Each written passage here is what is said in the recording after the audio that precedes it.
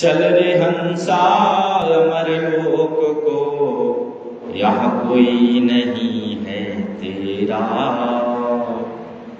यहाँ कोई नहीं है तेरा।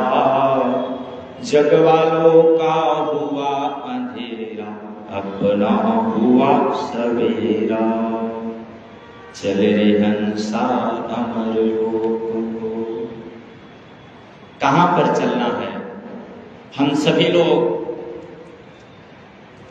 सुखाय सुखाय कर्माणि, बड़ा सुंदर प्रसंग है विदुर जी महाराज के द्वारा। विदुर जी महाराज श्रीमद् भागवत में प्रश्न कर रहे हैं मैत्री जी से, सुखाय कर्माणि। कौन सा प्रश्न कर रहे हैं कि हे प्रभु, हमें यह बताइए कि सुख किस चीज से प्राप्त होगा, कैसे प्राप्त होगा, किस साधन से, किस वस्तु से, किस घर से, किस परिवार से हमें सुख की प्राप्ति होगी, वह आप हमें बताइए। हम लोग भी किस लिए भागते और दौड़ते रहते हैं? बताइए। सुख के लिए। मकान बन जाए तो मकान के बाद सुख हो जाएगा। मकान बन गया, उसके बाद बच्चों की भी शादी हो जाए, उससे सुख मिल जाएगा। बच्चे की शादी हो गई, उसके बाद ये होता है कि अब पोता भी हो जाए, क्योंकि बहू और बेटे तो सुन नहीं रहे हैं।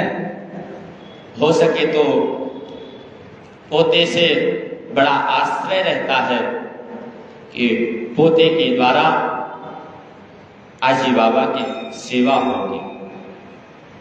कहने का तात्पर्य है कि हम लोग किसी भी तरह से अपने पुत्र से, अपने माता पिता से, अपने पुत्र पौत्र से, अपने घर से, अपने दुकान से, अपने मकान से, अपने रिश्तेदारों से भी हम लोग क्या चाहते हैं? क्या चाहते हैं? सुख चाहते हैं। भगवान से भी हम लोग यही चाहते हैं कि हे प्रभु, हमारे घर पर सुख और शांति बनी रहे।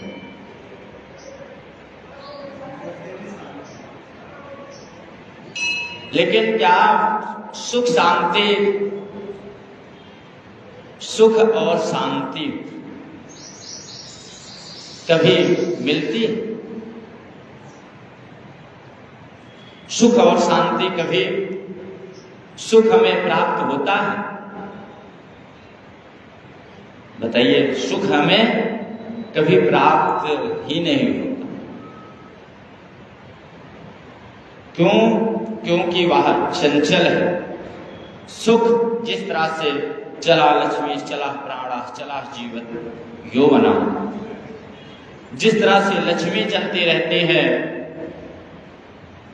वायु चलता रहता है और आयु भी चलते रहते हैं। कब हम बच्चे थे, कब हम बालक हो गए,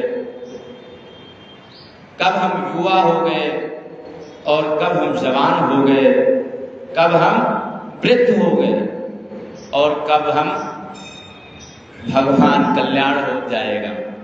ये संसार इति संसारः, संसार और संसार के लोग सरकते रहते हैं। तो सुख कहीं नहीं मिलता। ये सत्य है, आप लोग मानते हैं या नहीं? कुछ पल की जिंदगी, कुछ पल की जिंदगानी, कुछ पल का है ठिकाना। एक दो दिन हम यहाँ ठहर जाएंगे, फिर उसके बाद सभी को है जाना। कुछ समय आपको सुख प्राप्त हो सकता है, उसकी अनुभूति। लेकिन आप चाहिए सोचिए कि हमारे पास ही वह सुख विद्यमान रहे, तो वह सुख किसी के पास नहीं रहे। वह सुख परमात्मा, क्योंकि सुख के सागर जो है, सुख सागर, वो कौन है? परमात्मा, ईश्वर है। आपको अभी बताया कि जिसके पास जो है वो व्यक्ति वही देगा। आप अपने पुत्र से चाहते हैं कि सुख मिल जाए, तो क्या पुत्र के पास सुख है? पुत्र सोचता है हमारा विवाह हो जाए, शादी हो जाए, तो पत्नी से सुख प्राप्त होगा। तो क्या पत्नी के पास सुख है? पत्नी सोचती है कि पुत्र हो जाए। क्या फिर पत्नी भी सोचती है कि पुत्र हो जाए, पुत्र से सुख प्राप्त होगा, धन कमाएगा, हमें लाकर देगा, मकान और दुकान बनाएंगे, बढ़िया कोठी लेंगे, बढ़िया गाड़ी लेंगे, बढ़िया बंगले लेंगे, उससे सुख प्राप्त होगा। लेकिन सुख क्या प्राप्त होता है? नहीं होता। गीता में भी भगवान कहते हैं सुख कृत्वा सुख दुखे समे कृत्वा लाभा लाभो जया जयो जय। सुख और दुख,